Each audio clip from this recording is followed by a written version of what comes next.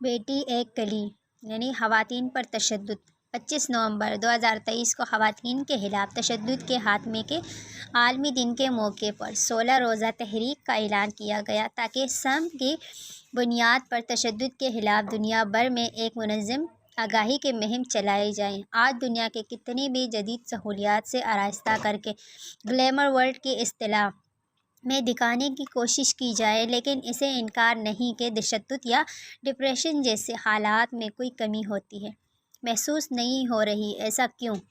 بیٹی ایک کلی۔ جب ایک گھر میں بیٹی پیدا ہوتی ہے تو وہ ایک ایسی کلی ہوتی ہے جس کی خوشبو سے سارا گھر مہک جاتا ہے۔ جیسے جیسے وہ بڑی ہوتی جاتی ہے، اپنے شرم و حیا کے پردے میں دنیا کے حسن میں اضافہ کرتی چلی جاتی ہے۔ قدرت حسن و جمال کو پسند کرتی ہے، لہٰذا اب یہ سب پر لازم ہوتا چلا جاتا ہے کہ اس کے آس پاس اور دور کے سب افراد اس کی عزت و احترام میں کسی قسم کی کمی نہ رکھیں۔ نوعمری میں ہی اس کو اس بات کا احساس دلوا دیا جاتا ہے کہ اگلے چند سالوں میں اس کو ایک دوسرے گھر بھی بیاہ کر جانا ہے، لہٰذا مستقبل کی علمی زندگی کو گزارنے کے لیے اس کو سلیقہ مند لڑکی بننے کی تربیت دی جاتی ہے۔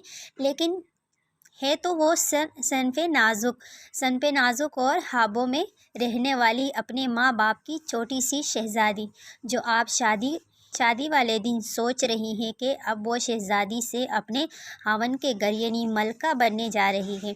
اس کا خاوند ایک بادشاہ کی مانند ہوگا جو اس کا خیال دل و جان سے رکھے گا، لیکن شاید خوشی کے ساتھ معاشرتی خوف بھی دماغ کے کسی کونے میں چھپا ہوا ہوتا ہے، لہٰذا گھر چھوڑتے ہوئے آنسوؤں کی جھڑی لگ جاتی ہے۔ ساتھ ماں باپ کی آنکھیں بھی یہ سوچ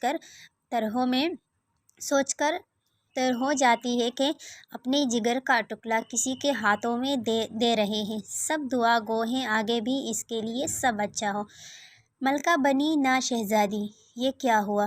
چند دن میں ہی اپنے خاوند اور اس کے گھر والوں کی اوقات نظر آ گئی ہے۔ کہیں جھوٹ کھلنے شروع ہو گئے ہیں۔ سب سے پہلے تو خاوند کی تعلیم وہ نہیں تھی جو رشتہ کرتے وقت بتائی گئی تھی، اور یہ کیا ہو گیا، ذہنی طور پر بھی عجیب و غریب رویے کا مالک ہے۔ ساس نے ماں بن کر اپنے بیٹے کے نخرے برداشت کر لیے ہوئے ہوتے ہیں، لیکن اس کی عادات میں راہ راوی کی جھلک زیادہ ہے۔ اب وہ لڑکی کیا کرے؟ سوال کرے گی تو جھگڑا نہیں۔ اس کی تو تربیت ایسی ہی نہیں، گھروں میں جھگڑوں کی وہ بھی عادی تھی۔ جھگڑے کسی گھر میں نہیں ہوتے، لیکن کیا خاوند ایسے ہوتے ہیں؟ سنا تو تھا کہ آج کل شادی کے بعد خاوند اپنا کاروبار یا ملازمت چھوڑ کر بیٹھ جاتا ہے اور اپنی بیوی کو کہتا ہے کہ جاؤ اپنے ماں باپ سے خرچہ لے کر آؤ۔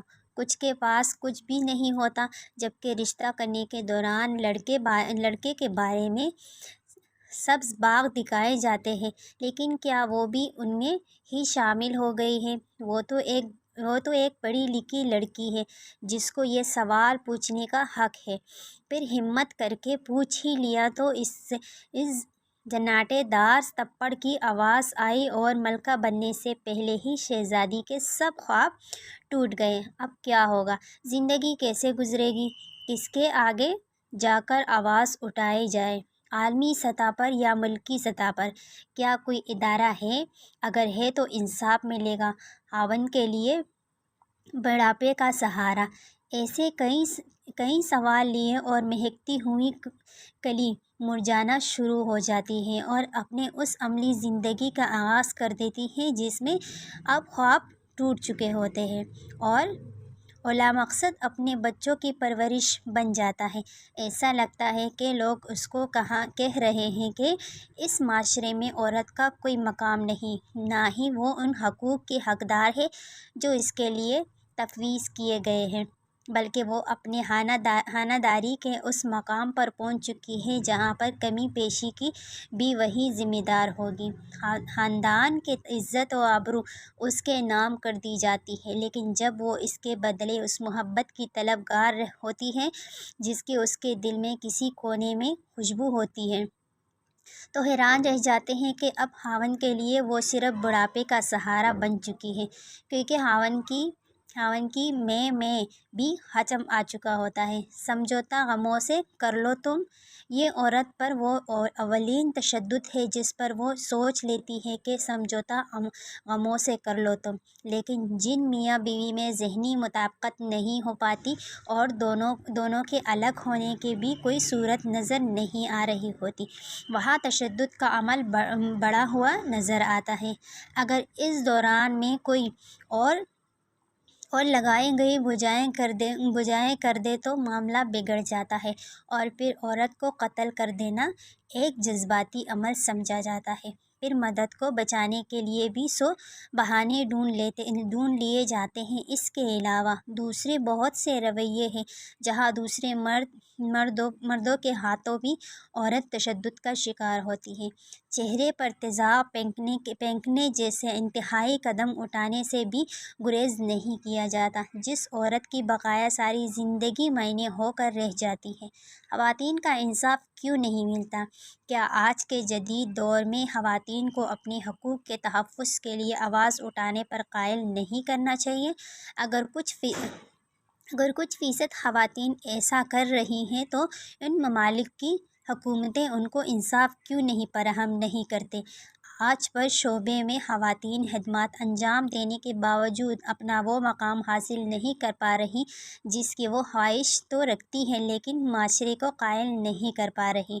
مختصر سا واقعہ ہے، ایک پڑھی لکھی لڑکی کی شادی تو اچھے گھر میں ہوئی، لیکن اس کا خاوند نہ کہ سگریٹ پینے کا عادی تھا بلکہ اپنی بیوی پر تشدد کے دوران سلگا ہوا سگریٹ اس کے جسم پر لگا کر اس کی چیخ سنتا اور خوش ہو جاتا تھا، احساس ہی نہیں کرتا تھا کہ کلی مرجھا رہی ہے۔ کیا یہی رشتوں کا تقدس ہے؟